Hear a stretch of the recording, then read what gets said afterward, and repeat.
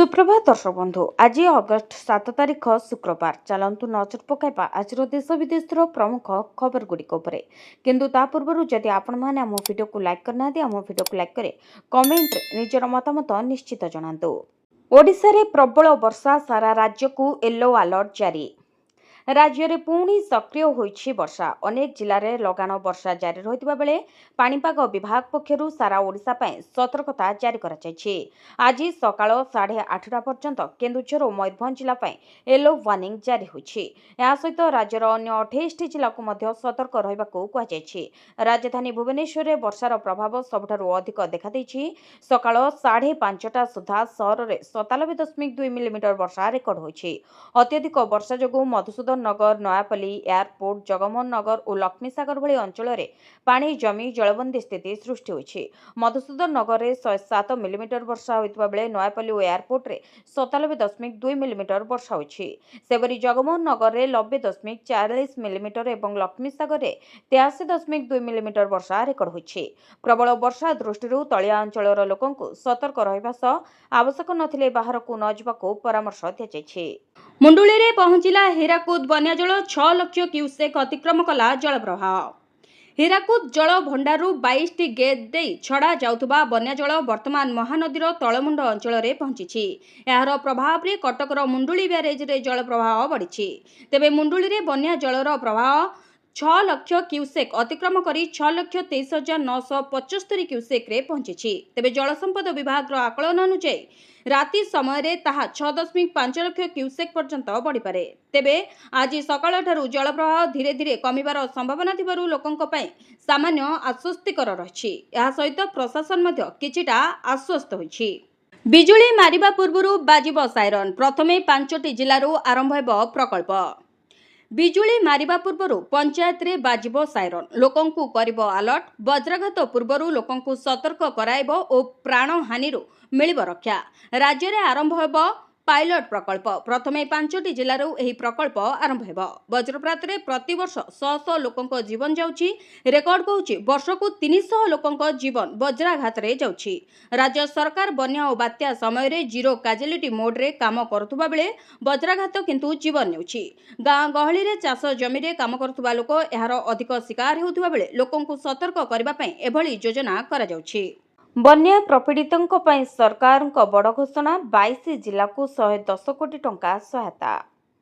राज्यर विभिन्न प्रांत में होइतिबा बन्या क्षयक्षतिर भरणा पई ओडिशा सरकार बड़ पदक्षेप ग्रहण करछंती। बन्या प्रभावित 22 जिला पई मोट 110 कोटी टंकार सहायता राशि मंजूर करा जायछि। एही सहायता राशि सीधासळख हिताधिकारीଙ୍କ पाखକୁ डीबीटी माध्यम रे पहुंचाजिबो। विशेषकर बालेश्वर भद्रक एवं जाजपुर जिले में व्यापक क्षयक्षति होइतिबारु एही 3 जिला को सर्वाधिक अर्थ प्रदान करा जायछि। बालेश्वर जिला पई 22.03 कोटी टंका मंजूर होइतिबा बेले जाजपुर पई 20.20 कोटी एवं भद्रक पई 20.12 कोटी टंका प्रदान करा जायछि। अन्य जिला गुड़िक मध्य जगतसिंहपुर को 8.18 कोटी टंका, केन्दुझर को 6.11 कोटी, संबलपुर को 5.56 कोटी, केन्द्रापड़ा को 5.04 कोटी एवं मयूरभंज को 5.02 कोटी टंका दिया जायछि। यह व्यतीत खोर्धा, सुवर्णपुर, बौद्ध, बलांगीर, ढेंकानाल, बरगढ़, कलाहांडी, नुआपड़ा, कंधमाल, कटक, कोरापुट, मालकानगिरी, रायगड़ा एवं सुंदरगढ़ जिला को मध्य बन्या सहायता बाबद रे अर्थ प्रदान करा जायछि। मुख्यमंत्री बैठक रे मंत्री सफाई प्रथम श्रेणी बही रे त्रुटि होइनी। विद्यालय पाठ्य पुस्तक रे त्रुटि प्रसंग को नहीं मुख्यमंत्री बैठक शेष होइछि। बैठक पर विद्यालय और गणशिक्षा मंत्री नित्यानंद गंड कहते प्रथम श्रेणी पाठ्यपुस्तक रे जो त्रुटि नहीं चर्चा होइछि से भली कोनोसी त्रुटि होई नाही। तेबे खूब शीघ्र छात्र छात्री को सठिक संस्करणर नुआ बही जोगाई दिया जिवो बोली से सूचना दैछन्ती। बही प्रस्तुति प्रक्रिया को नहीं क्राइम ब्रांच तदंत जारी अछि। मंत्री कहते निमुडा निमुडा गीत को नहीं किछि गणमाध्यम भूल तथ्य प्रसारण करुचंती। जातीय शिक्षा नीति अनुसार अन्य राज्यर गीत को मध्य पाठ्यक्रम रे स्थान दिया जाय पारे बोली से कहचंती। तेबे त्रुटि नथिले क्राइम ब्रांच तदंत काहेकि चलिछि बोली पचारा जायतिबा प्रश्नर कोनोसी स्पष्ट उत्तर मंत्री देई नथिले। श्रीमंदिर सुरक्षा उपरे प्रश्नबाची भीतर बेढ़ा नीलचक्र बाना बदला भिडियो प्रकट। पुणी थरे श्रीमंदिर भीतर वीडियो प्रकट होइछि। कृतिका क्रेप 2017 इंस्टाग्राम आईडी रो श्रीमंदिर भीतर बेढ़ा वीडियो प्रकट होइतिबा देखिबाकु मिलिछि। श्रद्धालु जनक श्रीमंदिर भीतर बेढ़ारे थाई नीलचक्र रे बाना परिवर्तन समयर वीडियो करी ताहाकु पोस्ट करछंती। याकु नै पुणी थरे बड़ देउलर सुरक्षा व्यवस्था उपरे प्रश्नवाची सृष्टि होइछि। अपरपक्षे ଏହି घटनाକୁ ନେଇ ଜଗନ୍ନାଥ ପ୍ରେମୀଙ୍କ ମଧ୍ୟରେ ଉଦ୍ବେଗ ପ୍ରକାଶ ପାଇଛି। ଶ୍ରୀମନ୍ଦିର ପ୍ରଶାସନ ପକ୍ଷରୁ 2025 ଜାନୁଆରୀ 17ରେ ଜାରି ନୂଆ ନିର୍ଦ୍ଦେଶାବଳୀ ମୁତାବକ ଭକ୍ତ, ସେବାୟତ, ପୋଲିସ କର୍ମଚାରୀ ଏବଂ ଶ୍ରୀମନ୍ଦିର ପ୍ରଶାସନର କର୍ମଚାରୀ ଶ୍ରୀମନ୍ଦିର ଭିତରକୁ ମୋବାଇଲ ଫୋନ ନେଇପାରିବେ ନାହିଁ। କିନ୍ତୁ ଏହି ନିର୍ଦ୍ଦେଶନାମା ସତ୍ତ୍ୱେ ଶ୍ରୀମନ୍ଦିର ଭିତରକୁ ମୋବାଇଲ ଫୋନ କିଭଳି ଯାଉଛି ତାକୁ ନେଇ ଶ୍ରଦ୍ଧାଳୁ ପ୍ରଶ୍ନ ଉଠାଇଛନ୍ତି। ଶ୍ରୀମନ୍ଦିର ବାହାରେ ଓ ଭିତରେ ପୋଲିସର କଡ଼ା ସୁରକ୍ଷା, ମନ୍ଦିର ଭିତରେ ଶ୍ରୀମନ୍ଦିର ପ୍ରଶାସନର ମାଳମାଳ କର୍ମଚାରୀ, ସେବାୟତ, जेटीपी उपस्थित रहउछन्ति, किंतु एभली घटना किपरि काहारी आखिरे पडुनी ताहा समस्तंकु आश्चर्य करुछि। बारंबार एभली घटना घटुथिबारु साधारण रे उद्वेग प्रकाश पाइछि। तेबे मंदिर भीतर बेढ़ार वीडियो प्रकट करिथिबा व्यक्तिंकु चिन्हट करी तांको विरोध रे दृढ़ कार्यानुष्ठान ग्रहण करबाकू भक्त महल दाबी करिसेंति। एने श्रीमंदिर सुरक्षा दायित्व रे थिबा प्रशासक हेमंत कुमार पाढ़ींकु पचारिबारु घटना संपर्क रे से जानि नाहंति बोली कहिथिले। तेबे तदंत करा जाय कार्यानुष्ठान ग्रहण करा जिवो बोली से मत प्रकाश करिसेंति। 7 रु नुआ दिल्ली रे मुख्यमंत्रींको 2 दिनिया रोड शो। चलित मास 7 और 8 तारिख में नुआ दिल्ली रे राज्य सरकार पक्षर आयोजित होगा निवेशक सम्मेलन में मुख्यमंत्री मोहन चरण माझी जोगदेवे। यह अवसर में अग्रणी शिल्प संस्था एमएसएमई, आगामी दिनर व्यवसायी वाणिज्य संघर कर्मकर्ता मुख्यमंत्री सीधासलख आलोचना करेंगे। एने आसोचाम सहयोग रे 7 तारिख दिन ओडिशा फूड प्रो 2026 सम्मेलन आयोजन कराजिबो। एही रोड शो जरिया खाद्य प्रक्रियाकरण कंपनी विशेषज्ञ मानक सह आलोचना करा जाय ओडिशा रे थिबा संभावना को उजागर कराजिबो। एही अवसर रे खाद्य प्रक्रियाकरण संपर्कित एक रिपोर्ट उन्मोचन कराजिबो।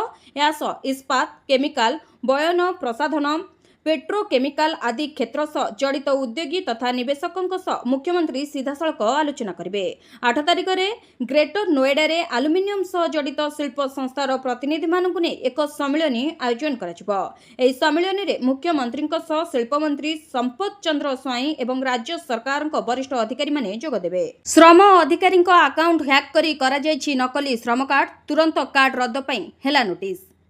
केन्द्रापड़ा श्रम विभाग श्रम अधिकारी चली नकली कार्ड करा जायछि 39 जनकर नकली कार्ड तैयारी होइतिबा अभियोग होइछि। जनसेवा केन्द्र केन्द्रापड़ा बड़ काळगोड़ अंचल रे थिबा जनसेवा केन्द्र रे दीर्घ दिन हेबो चलीतिला एभली घटना। केन्द्रापड़ा मार्साघाई श्रम कार्यालय रो सहकारी श्रम अधिकारी ज्योतिरंजन परिडा को अकाउंट को हैक करी निर्माण चलीतिला नकली श्रम कार्ड। बड़ काळगोड़ अंचल रो जनसेवा केन्द्र रो मालिक 39 जनक कार्ड निर्माण करबा परे यहा सहकारी श्रम अधिकारी नजर को आसिला। घटना पर तुरंत एही कार्ड गुड़िक रद्द करबा पई नोटिस जारी करा जायछि। तेबे याकु नै असंतोष व्यक्त करिसेंति विभिन्न ट्रेड यूनियन। सेपटे एही घटना पर केवल एही केन्द्र ना आउ केउंठी बेआईन भाबरे जॉब कार्ड तयारी होइतिबा नै संदेह बढ़िछि। अन्यबटे काहेकि याकु नै वर्तमान सुधा थाना रे एतला दिया जाय नै ताकु नै मध्ये प्रश्न उठिछि। सेपटे एही घटना पर केवल एही केन्द्र ना आउ केउंठी बेआईन भाबरे जॉब कार्ड तयारी होइतिबा नै संदेह बढ़िछि। अन्यबटे काहेकि याकु नै वर्तमान सुधा थाना रे एतला दिया जाय नै ताकु नै मध्ये प्रश्न उठिछि। पुणी बदलिला सुना रूपा दर, चेक करंतु नुआ रेट। गहना किणवा पूर्व नजर पकांतु केउ सहर रे केते रहिछि सुना दर। तेबे जदि आपण सुना किणवाकू चाहुचंती बा योजना करूचंती तेबे प्रथमे जानि नियंतु कोन रहिछि सुना रेट। भारतीय बजार रे 24 कैरेट सुनार दर 1,49,730 टंका रही। सेपरी 22 कैरेट सुनार दर 1,37,250 टंका छुईछि। जदि ओडिशार राजधानी भुवनेश्वर कथा देखिबा ताहले आज 24 कैरेट सुनार मूल्य 10 ग्राम पिछा भारतीय बजार हिसाब रे 1,49,730 टंका रही एवं 22 कैरेट सुनार मूल्य 1,37,250 टंका रे पहुंची। अन्यपटे मुंबई रे 24 कैरेट सुनार मूल्य 1,49,730 टंका एवं 22 कैरेट सुनार मूल्य 1,37,250 टंका रही। नुआ दिल्ली रे 24 कैरेट सुनार मूल्य 1,49,860 टंका रहितबा बेले 22 कैरेट सुनार मूल्य 1,37,400 टंका रही। दक्षिण भारतर प्रमुख सहर चेन्नई रे 24 कैरेट सुनार मूल्य 1,50,000 टंका थिबा बेले 22 कैरेट मूल्य 1,37,500 टंका रही। मुख्यमंत्री वर्क फ्रॉम होम योजना केमिति करिवे अप्लाई, कोन दरकार डॉक्यूमेंट। ଘରେ ରହି ଟଙ୍କା ରୋଜଗାର କରିବାକୁ ଚାହୁଁଛନ୍ତି କି? ଜାଣନ୍ତୁ ମୁଖ୍ୟମନ୍ତ୍ରୀ ୱାର୍କ ଫ୍ରମ୍ ହୋମ୍ ବାବଦରେ। ଲୋକମାନଙ୍କର ବିକାଶ ପାଇଁ ସରକାର ବିଭିନ୍ନ ଯୋଜନାମାନ ଲାଗୁ କରୁଛନ୍ତି। ଏହି କ୍ରମରେ ସରକାର ଘରୁ କାମ କରି ରୋଜଗାର କରିବାକୁ ସୁଯୋଗ ମଧ୍ୟ ପ୍ରଦାନ କରୁଛନ୍ତି। ମୁଖ୍ୟମନ୍ତ୍ରୀ ୱାର୍କ ଫ୍ରମ୍ ହୋମ୍ ଯୋଜନା ଅଧୀନରେ ମହିଳାମାନଙ୍କୁ ଘରୁ କାମ କରିବାର ସୁଯୋଗ ଦେଉଛନ୍ତି ସରକାର। ତେବେ ବର୍ତ୍ତମାନ ଏହି ଯୋଜନାରେ ପୋର୍ଟାଲରେ 8,910ଟି ୱାର୍କ ଫ୍ରମ୍ ହୋମ୍ କରିବାର ସୁଯୋଗ ଉପଲବ୍ଧ ରହିଛି, ଯେଉଁଥିପାଇଁ ଅନଲାଇନ୍ ଆବେଦନ ଆରମ୍ଭ ହୋଇଛି। ବିଭିନ୍ନ ପ୍ରକାର କାମ ପାଇଁ ବିଭିନ୍ନ ସଂଗଠନ ଓ କମ୍ପାନୀ ନିଯୁକ୍ତି ଦେଉଛନ୍ତି। ଆଗ୍ରହୀ ମହିଳାମାନେ ସେମାନଙ୍କ ଯୋଗ୍ୟତା ଓ ଅଭିଜ୍ଞତା ଆଧାରରେ ଅନଲାଇନ୍ରେ ଆବେଦନ କରିପାରିବେ। ମୁଖ୍ୟମନ୍ତ୍ରୀ ୱାର୍କ ଫ୍ରମ୍ ହୋମ୍ ଯୋଜନା ସରକାରଙ୍କ ଏକ ପଦକ୍ଷେପ ଯାହା ମହିଳାମାନଙ୍କୁ ଘରେ ନିଯୁକ୍ତି ପ୍ରଦାନ କରିବା ପାଇଁ ଲକ୍ଷ୍ୟ ରଖିଛି। ଏହି ଯୋଜନା ସେହି ମହିଳାମାନଙ୍କୁ ନିଯୁକ୍ତି ସୁଯୋଗ ପ୍ରଦାନ କରେ ଯେଉଁମାନେ କୌଣସି କାରଣରୁ ଘରୁ ବାହାରେ କାମ କରିପାରୁନାହାନ୍ତି। ମହିଳା ଓ ଶିଶୁ ବିକାଶ ବିଭାଗ ସମନ୍ୱୟରେ ପରିଚାଳିତ ଏହି ଯୋଜନା ମହିଳାମାନଙ୍କୁ ସେମାନଙ୍କର ଯୋଗ୍ୟତା ଓ ଦକ୍ଷତା ଆଧାରରେ ବିଭିନ୍ନ ପ୍ରକାରର କାମ ପ୍ରଦାନ କରେ, ଯାହାଦ୍ୱାରା ସେମାନେ ଘରୁ କାମ କରିବା ସହିତ ସେମାନଙ୍କର ଆୟ ବୃଦ୍ଧି କରିପାରିବେ। ତେବେ ମହିଳାମାନେ ଡାଟା ଏଣ୍ଟ୍ରି, ଟାଇପିଂ, ଡକୁମେଣ୍ଟେସନ, ସିଲାଇ, ଡିଜିଟାଲ ଏବଂ ଅନଲାଇନ୍ କାର୍ଯ୍ୟ, software design, web design, data ବିଶ୍ଳେଷଣ, ଆକାଉଣ୍ଟିଂ, ଅଡିଟିଂ ପରାମର୍ଶ, ଅନଲାଇନ୍ ପରାମର୍ଶ, ଟ୍ରାନ୍ସକ୍ରିପ୍ସନ ଏବଂ ଅନ୍ୟାନ୍ୟ ଦକ୍ଷତା ଭିତ୍ତିକ ଚାକିରିରେ ସୁଯୋଗ ପାଇବେ। ବରିଷ୍ଠ ବିଜେପି ନେତାଙ୍କୁ ହତ୍ୟା, 2 ଜଣ ଅଟକ। କଳାହାଣ୍ଡି ଜିଲ୍ଲା ମଦନପୁର ରାମପୁର ଥାନା ଅନ୍ତର୍ଗତ ଡମ କରଲାଖୁଣ୍ଟା ପଞ୍ଚାୟତରେ ଏକ ଅଭାବନୀୟ ଘଟଣା ଦେଖିବାକୁ ମିଳିଛି। ଡମ କରଲାଖୁଣ୍ଟା ପଞ୍ଚାୟତର ସରପଞ୍ଚ ସ୍ନିଗ୍ଧା ରଣାଙ୍କ ସ୍ୱାମୀ ତଥା ଅଞ୍ଚଳର ବରିଷ୍ଠ ବିଜେପି ନେତା ଫକୀର ରଣାଙ୍କୁ କିଛି ଦୁର୍ବୃତ୍ତ ନୃଶଂସ ଭାବରେ ହତ୍ୟା କରିଥିବା ଅଭିଯୋଗ ହୋଇଛି। ଏହି ହତ୍ୟାକାଣ୍ଡ ପରେ ସମଗ୍ର ଅଞ୍ଚଳରେ ତୀବ୍ର ଉତ୍ତେଜନା ସହ ଶୋକାକୁଳ ପରିବେଶ ସୃଷ୍ଟି ହୋଇଛି। ତେବେ ଫକୀର ରଣା ଡମ କରଲାଖୁଣ୍ଟା ପଞ୍ଚାୟତ କାର୍ଯ୍ୟାଳୟ ପଛପଟ ଅନ୍ଧାରୁଆ ରାସ୍ତା ଦେଇ ବାଇକ୍ରେ ନିଜ ଘରକୁ ଫେରୁଥିବା ସମୟରେ ପୂର୍ବରୁ ଛକି ବସିଥିବା କିଛି ଦୁର୍ବୃତ୍ତ ତାଙ୍କ ଉପରେ ହଠାତ୍ ମରଣାତ୍ମକ ଆକ୍ରମଣ କରିଥିଲେ। ଗୁରୁତର ଆହତ ଅବସ୍ଥାରେ ତାଙ୍କୁ ଉଦ୍ଧାର କରାଯାଇ ମଦନପୁର ରାମପୁର ଡାକ୍ତରଖାନାକୁ ନିଆଯାଇଥିଲେ ମଧ୍ୟ ସେଠାରେ ଡାକ୍ତର ତାଙ୍କୁ ମୃତ ଘୋଷଣା କରିଥିଲେ। ତେବେ ପୋଲିସ ଉପସ୍ଥିତିରେ ମଦନପୁର ରାମପୁର ଡାକ୍ତରଖାନାରେ ଶବ ବ୍ୟବଚ୍ଛେଦ କରାଯାଇଛି।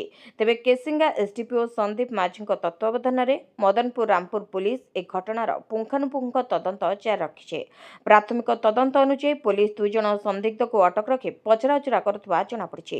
ପୂର୍ବ ଶତ୍ରୁତା ହିଁ ହତ୍ୟାର ମୂଳ କାରଣ ହୋଇଥାଇପାରେ ବୋଲି ଏସ୍ଡିପିଓ ସୂଚନା ଦେଇଛନ୍ତି। ତେବେ ହତ୍ୟାକାଣ୍ଡରେ ସମ୍ପୃକ୍ତ ସମସ୍ତ ଅପରାଧୀ ଧରାପଡ଼ିବା ପରେ ଘଟଣାର ପ୍ରକୃତ ସତ୍ୟାସତ୍ୟ ପର୍ଦ୍ଦାଫାଶ ହେବ ବୋଲି ପୋଲିସ କହିଛି। ବିପର୍ଯ୍ୟୟରୁ ବର୍ତ୍ତିବାକୁ ଓଡ଼ିଶା ସରକାରଙ୍କ ବଡ଼ ପଦକ୍ଷେପ, ଉପକୂଳରେ ଲାଗିବ ହାଇଟେକ୍ ଟାୱାର। ଓଡ଼ିଶାର 573 କିଲୋମିଟର ଦୀର୍ଘ ଉପକୂଳରେ ପ୍ରାକୃତିକ ବିପର୍ଯ୍ୟୟର ମୁକାବିଲା ଏବଂ ପୂର୍ବ ସୂଚନା ପ୍ରଦାନ ପାଇଁ ରାଜ୍ୟ ସରକାର ଏକ ବ୍ୟାପକ ଯୋଜନା ପ୍ରସ୍ତୁତ କରିଛନ୍ତି। ବର୍ତ୍ତମାନ ଉପକୂଳବର୍ତ୍ତୀ ଅଞ୍ଚଳରେ ଥିବା 122ଟି ଟାୱାରକୁ ଆହୁରି ଅତ୍ୟାଧୁନିକ କରାଯିବ। ସେଥିମଧ୍ୟରୁ 40ଟି ବଡ଼ ଟାୱାରରେ ସାଇରନ୍ ସିଷ୍ଟମ ଲାଗିଥିବା ବେଳେ ଏବେ ସବୁ ଟାୱାରରେ କ୍ୟାମେରା ସହ ଅତ୍ୟାଧୁନିକ ସେନ୍ସର ଖଞ୍ଜାଯିବ। ଗୋଆ ଏବଂ କେରଳରୁ ଅଭିଜ୍ଞ ଅଧିକାରୀମାନେ ଆସି ଏହାର ସମୀକ୍ଷା କରିବା ସହ ଏକ ବିଶେଷ ରିପୋର୍ଟ ପ୍ରଦାନ କରିଛନ୍ତି। ଏହି ବ୍ୟବସ୍ଥା ଦ୍ୱାରା ଡାଟା ଟ୍ରାନ୍ସଫର ଏବଂ ସୂଚନା ପ୍ରସାରଣ କ୍ଷେତ୍ରରେ ବଡ଼ ସଂସ୍କାର ଆସିବା ସହ ସ୍ୟାଟେଲାଇଟ୍ ମାଧ୍ୟମରେ ପବନର ଗତି ଏବଂ ବାତ୍ୟା ସମ୍ପର୍କିତ ଖବରର ତୁରନ୍ତ ମିଳିପାରିବ। ଏହି ନୂତନ ସିଷ୍ଟମକୁ ରାଜ୍ୟର ସମସ୍ତ 30ଟି ଜିଲ୍ଲା ଏବଂ 314ଟି ବ୍ଲକରେ କାର୍ଯ୍ୟକାରୀ କରାଯିବ। ଏହାଦ୍ୱାରା ସହରାଞ୍ଚଳରେ କେଉଁ ଅଞ୍ଚଳରେ କେତେ ପରିମାଣର ବର୍ଷା ହେବ ତାହାର ସଠିକ୍ ପୂର୍ବ ଅନୁମାନ ମଧ୍ୟ ମିଳିପାରିବ। ବାତ୍ୟା ଓ ବର୍ଷା ସୂଚନା ପହଞ୍ଚାଇବା ପାଇଁ ଏହି ଅତ୍ୟାଧୁନିକ ବ୍ୟବସ୍ଥା ବେଶ୍ ସହାୟକ ହେବ। ଏହାସହ ସହରାଞ୍ଚଳରେ ବଜ୍ରପାତ ରୋକିବା ପାଇଁ ପ୍ରଶାସନ ପକ୍ଷରୁ ବିକଳ୍ପ ସୁରକ୍ଷା ବ୍ୟବସ୍ଥା ମଧ୍ୟ ପ୍ରସ୍ତୁତ କରାଯାଉଛି। ଚାଷୀଙ୍କ ଖାତାକୁ ଆସିବ 4,000 ଟଙ୍କା। ଜାଣନ୍ତୁ ସମ୍ପୂର୍ଣ୍ଣ ଅପଡେଟ୍। ସିଏମ୍ କିଷାନର ପରବର୍ତ୍ତୀ କିସ୍ତି ଟଙ୍କା ଚାଷୀଙ୍କ ଖାତାକୁ ଆସିବାକୁ ଯାଉଛି। ଏନେଇ ଖୁସି ଅଛନ୍ତି ରାଜ୍ୟର ଅନେକ ଚାଷୀ ଭାଇ ଓ ଭଉଣୀମାନେ। ତେବେ ସିଏମ୍ କିଷାନର ପରବର୍ତ୍ତୀ କିସ୍ତିକୁ ନେଇ ଅନେକ ଦିନ ହେଲା ଚର୍ଚ୍ଚା ଲାଗି ରହିଥିଲା। ଗଣମାଧ୍ୟମରେ ଖବର ମଧ୍ୟ ପ୍ରକାଶ ପାଉଥିଲା। କିଏ କହୁଥିଲା ରଥଯାତ୍ରା ସମୟରେ ସିଏମ୍ କିଷାନ ଟଙ୍କା ମିଳିବ ତ ଆଉ କିଏ କହୁଥିଲା ବାହୁଡାରେ ଟଙ୍କା ମିଳିବ, କିନ୍ତୁ ଏପର୍ଯ୍ୟନ୍ତ ଚାଷୀଙ୍କ ଖାତାକୁ ଆସିନାହିଁ। ତେବେ ମିଳିଥିବା ସଦ୍ୟତମ ତଥ୍ୟ ଅନୁସାରେ ସିଏମ୍ କିଷାନର ପରବର୍ତ୍ତୀ କିସ୍ତି ଟଙ୍କା ଅଗଷ୍ଟ ଦ୍ୱିତୀୟ ସପ୍ତାହରେ ଚାଷୀଙ୍କ ଖାତାକୁ ଆସିପାରେ, କିନ୍ତୁ ଏନେଇ ସରକାରଙ୍କ ପକ୍ଷରୁ ଏଯାବତ୍ କୌଣସି ତାରିଖ ଘୋଷଣା କରାଯାଇ ନାହିଁ। ତେବେ ସରକାର ତାରିଖ ଘୋଷଣା କଲେ ହିଁ ଜଣାପଡ଼ିବ ପ୍ରକୃତରେ ସିଏମ୍ କିଷାନର ପରବର୍ତ୍ତୀ କିସ୍ତି ଟଙ୍କା କେବେ ଆସିବ। ତେବେ ସରକାର ବର୍ଷକୁ 4,000 ଟଙ୍କା ହିତାଧିକାରୀଙ୍କ ଖାତାକୁ ପଠାଇଥାନ୍ତି। ପ୍ରତି କିସ୍ତିରେ 2,000 ଟଙ୍କା ଲେଖାଏଁ ଚାଷୀଙ୍କ ଖାତାକୁ ଆସିଥାଏ। ତେବେ 2ଟି କିସ୍ତିରେ ଚାଷୀଙ୍କ ଖାତାକୁ ଟଙ୍କା ଆସିଥାଏ। ପ୍ରଥମ କିସ୍ତି ହେଉଛି ଅକ୍ଷୟ ତୃତୀୟା ଏବଂ ଦ୍ୱିତୀୟ କିସ୍ତି ହେଉଛି ନୂଆଖାଇ। ତେବେ ଅକ୍ଷୟ ତୃତୀୟାରେ ଚାଷୀଙ୍କ ଖାତାକୁ ଟଙ୍କା ଆସିଥିବା ବେଳେ ଏବେ ପରବର୍ତ୍ତୀ କିସ୍ତି ଟଙ୍କା କେବେ ଆସିବ ତା ଉପରେ ରହିଛି ସମସ୍ତଙ୍କ ନଜର। ଆଉ କିଛି ଦିନର ଅପେକ୍ଷା, ଖାତାକୁ ଆସିବ ସିଧାସଳଖ 25,000 ଟଙ୍କା। ସୁଭଦ୍ରା ଯୋଜନା ହିତାଧିକାରୀଙ୍କ ପାଇଁ ଆସିଲା ଖୁସି ଖବର। ଆଉ ମାତ୍ର କିଛି ଦିନର ଅପେକ୍ଷା, ଖାତାକୁ ସିଧାସଳଖ 25,000 ଟଙ୍କା ଆସିବ। ତେବେ ସୁଭଦ୍ରା ଯୋଜନାର 4ଟି କିସ୍ତି ଟଙ୍କା ହିତାଧିକାରୀଙ୍କ ଖାତାକୁ ଆସିସାରିଛି। 4ଟି କିସ୍ତିରେ ମୋଟ 20,000 ଟଙ୍କା ପାଇସାରିଛନ୍ତି 1 କୋଟିରୁ ଅଧିକ ହିତାଧିକାରୀ।